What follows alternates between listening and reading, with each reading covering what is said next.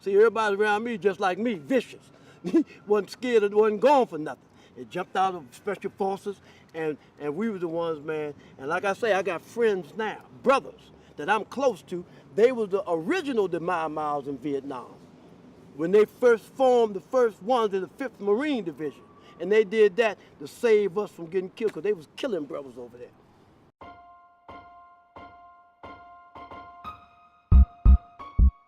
Because you know, when I was up here before, they put me out of Portland. I was in Sheridan up there, and they put me out of the jail. Federal? Yeah, they put me out because I had the BGF, the Crips and the Bloods coming through the temple. They said, get this nigga out of here, man. They ain't killing each other no more. Islam, my name is Sheik James Lynch-Bey, living here in Portland, Oregon, from Washington, D.C.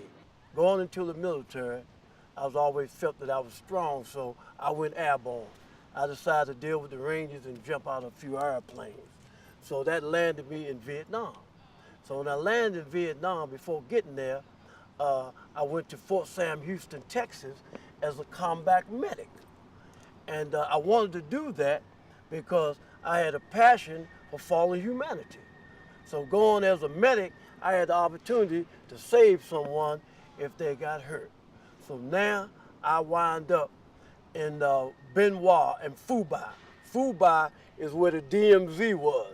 And they put me up there in the 101st Airborne Division, Screaming Eagles.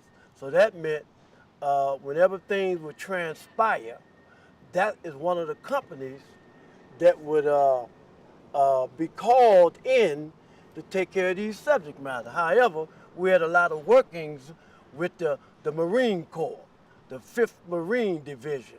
And there was a brother in the 5th Marine Division by the name of Sarge.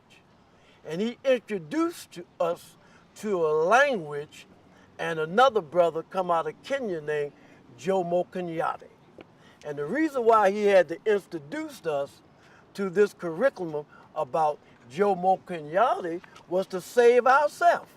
Because in Vietnam, during this time, this is the 60s, during the 60s, you had a lot of SWAT stickers. So those that came in Vietnam with us, a lot of them was racist and come out of the South. So what transpired was, whenever a brother like me would come into Vietnam, then you had these brothers that was already there, they'll pull you on the side. They'll sit down and talk to you and let you know what was going on in Vietnam because it was so racist. So in Vietnam, there was a war going on, not just with the Vietnamese, with the Europeans as well, because they was trying to kill them. Now I was a medic, a combat medic. If somebody gets shot, if everybody is taking cover, they say, hey, Doc, come on. And I got to run out there. However, when I run out there to save some, the brothers that's with me, they got to watch my back. Because when they try to watch my back, the Europeans, those who call themselves white, they'll try to kill me for trying to saving one of us. But if one of them got shot and they called Doc and I run over there, it was all right. Who was killing? Your own service friends, those that you went through basic training with, those that you went through special forces with. All of these had a different mindset than you did, so they was trying to get rid of you. You was just more so their enemy than the Vietnamese, because you coming back to America. The Vietnamese wasn't our problem. They had something called DAP, which means beautiful in the Vietnamese language. They had a handshake they had with us. They said, man, you better go home because this ain't your war. You better go home and get out of Vietnam because you're a brother. So we up at the DMZ exchanging handshakes called DAP because they said, we're a brother, we all Asiatic. You have no business here. They had a girl by the name of Hanoi Hannah. She was the radio girl out of Hanoi. And she put on the radio one day and called all of our names. And she said, we're going to spare you because you know that you wasn't the one.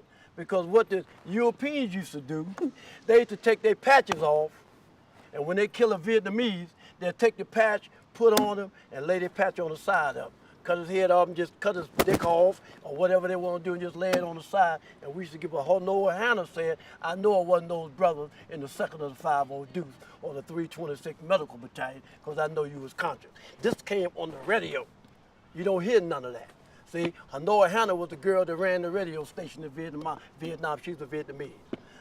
So that the cutting off of the genitals, that's the same thing the Klan used to do to the blacks in the South. But I'm saying that's who the Klans was. So that's how they This is knew what it I'm telling you. Okay. It was in Vietnam, those who's trying to kill us was Klan. Don't you think Klans get drafted too? So when they get drafted and they're around us, then they have an opportunity to try to kill us. That's why the Mai Maus had to come in as an organization. And when brothers come in, we have to say, stay away from the Europeans, because they'll pull you in, give you some weed or whatever again, cut your head off and try to kill you. These Europeans vicious. They blood drinkers. Even in the rear, brother. In the rear, that means that if you're out the bush, you might come back in the rear for 30 days. Them Europeans would take a hand grenade and throw it in our hooches and try to kill us. So, you know, that's why so many of us of African descent have post-traumatic stress. You know, I caught a murder charge one time, brother. I was so messed up, I thought I was killing the Vietnamese. And I caught a murder beef and did 30 years for it. When I was incarcerated, and if I go in the kitchen and I see somebody get stabbed up, I have to step right over them. And I'm just coming out of Vietnam as a medic, saving people. And I want to pick these people up, man, and take them to the hospital. And take them to the hospital to try to save them, but I can't. Because if they go to the hospital and they live, then two things are going to happen.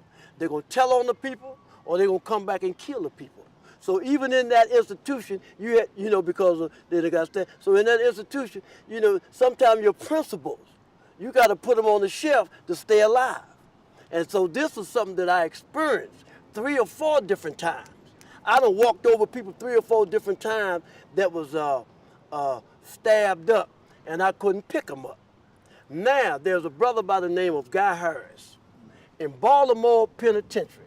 He was very sharp. Guy had a lot of degrees. And Guy worked in the education department because, he had a lot of degrees, types, and he was doing things. And one of the women police was up there, and she had a beef with one of the guys. A disagreement with one of the guys, and he stabbed her. He stabbed the police woman, a sister too.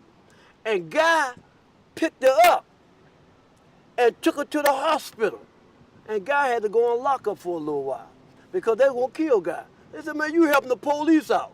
But you know what, though? The reason why I didn't pick them guys up that got stabbed up, because it could have been you, because I wasn't man enough. Guy was man enough to do it. Because halftime they got stabbed about some foolishness anyway. I should have picked them up and then ready to go to war after that, because I probably could have saved some of them brothers. And I feel bad about that every day. I wasn't man enough to pick them up. I'm going with the status quo and have them do faking anyway. So the lives that we have lived, I just thank Allah, man, that I'm still here today to try to demonstrate some things. So once I got out, I came back up here. And I'm here forever until I pass. I had to come meet you. My man.